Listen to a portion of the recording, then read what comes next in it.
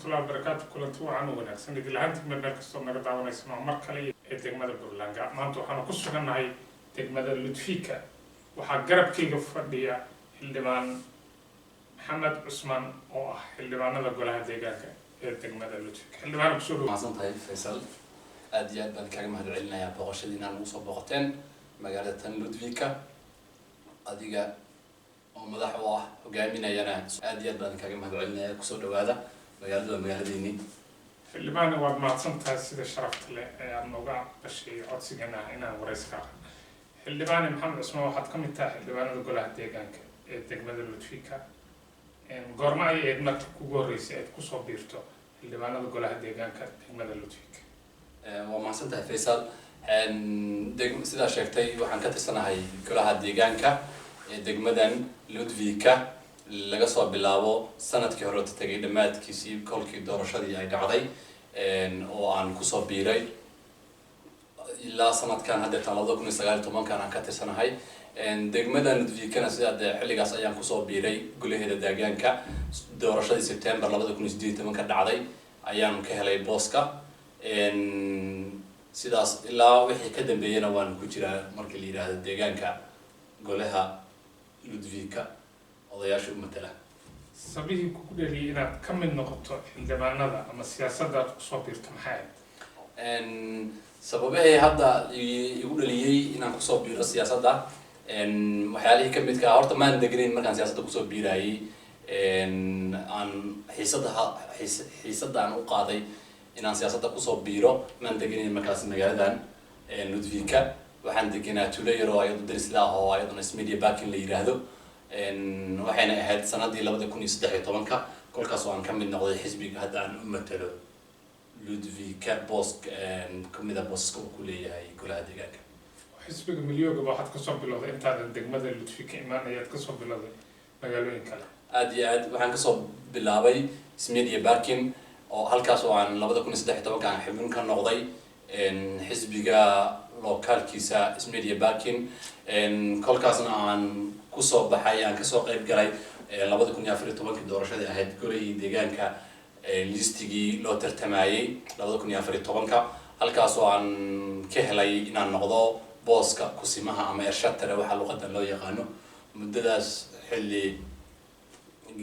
laga soo bilaabo 14 ilaa 15 dhamaadkeedii oo aan u soo guuray magaalada Ludfika waxaan ahaa golaha deegaanka xubin kusima ama irshaadka sidii loo yaqaano oo ka tirsanaa Media Backing xisbiga Milyo Party maxay sababaha ku doortay xisbiga Milyo Party sababaha ugu dhaliyay oo inaan ku doorto xisbiga maadaama ay jiraan xisbiyo badan wadanka adiga sababta khaaska ee miliyooga aad ku doortay maxay sababta khaaska ah oo miliyooga aan ku doortay waxa ka mid ahayd aad iyo aad si adigu maxay ahayd marka hore xisbiga barashadiisu iyo inaan arko xisbiga waxay ku dhacday si kelis ah waxayna ka dhacday degmada tan Ludfika maalin aniga oo shaqo ka soo baxay ayaan waxa jiray barnaamij la yiraahdo la qabanayay sanadii 2013 waxay ahayd October bay ahayd FN Dog waxa la yiraahdo FN Dog-ka waxa la yiraahdo maalmaha qaramada midoobay la yiraahdo oo maasan tahay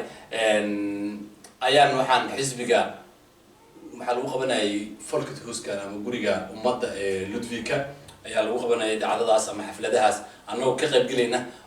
galayna inaan ku soo badhigno aniga dhalinyaro kaleeto ciyaara hidii dhaqan iyo kaalinta Soomaalida maadaama ay tahay qaramada midoobay inaan tusino ayaan waxa meesha kula kulmay xisbiga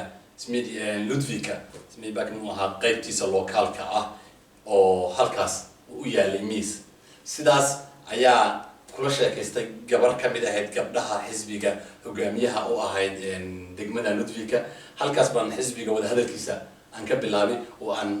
ka helay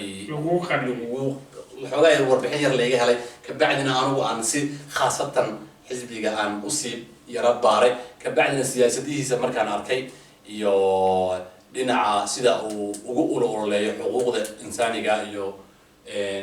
waxyaalaha anigu aan waxyaalaha inta badan aan waxyaalaha anigu aan u gubto ama aan aad u xiiseeyo ama aan jeclahay bulshada inay marka samayso inay isdhex gasho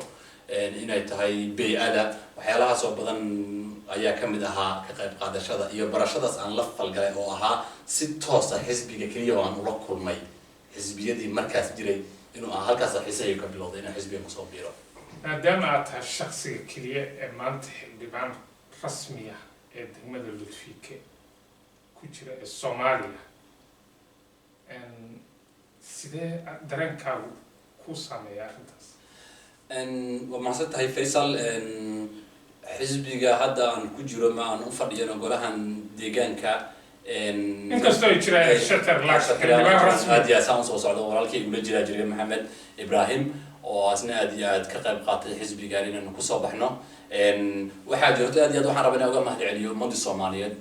ee ku deganeed halkaan taageeraha aadka u badan ii muujisay keensatayna inay codkooda igu geeyaan meeshaas inaan ayaga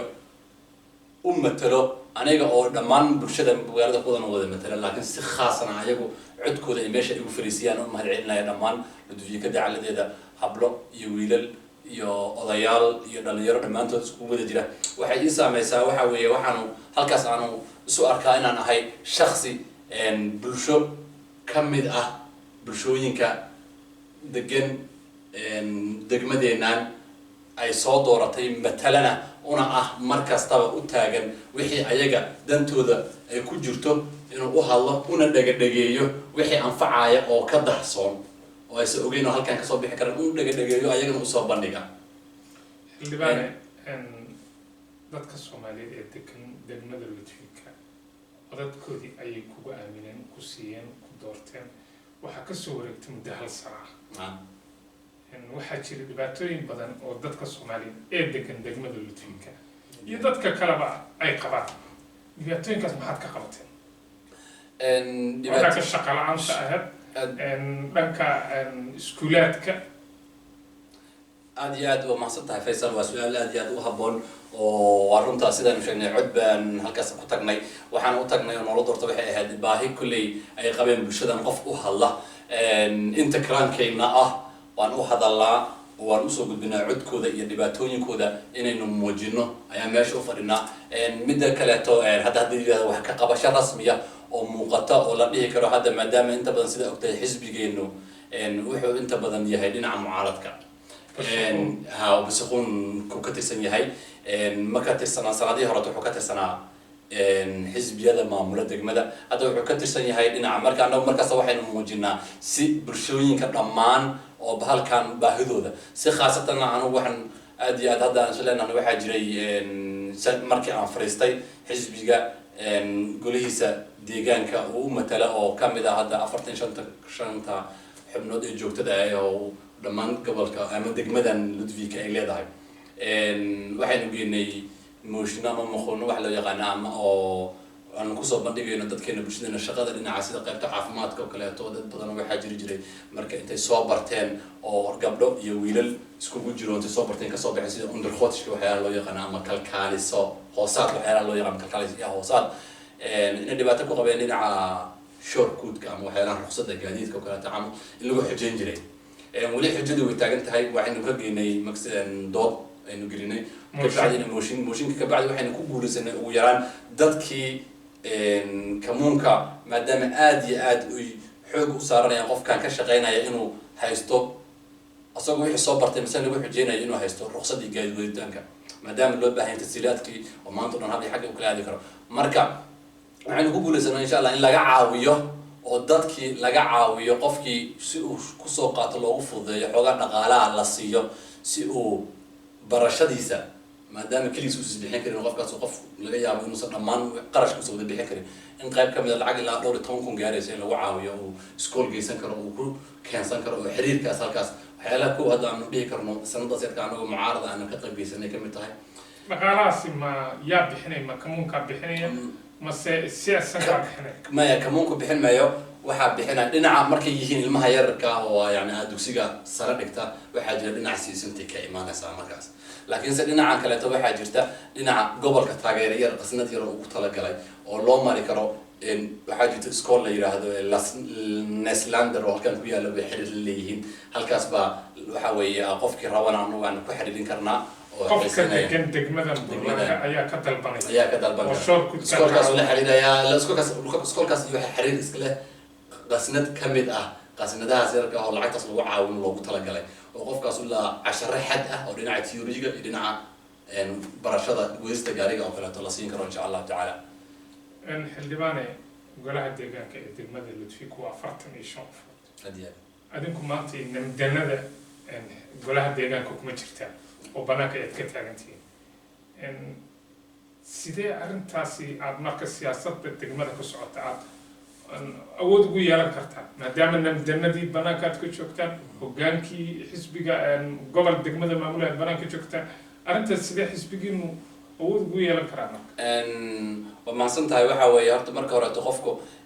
waa run way kala saameyn badan tahay marka aad namdarka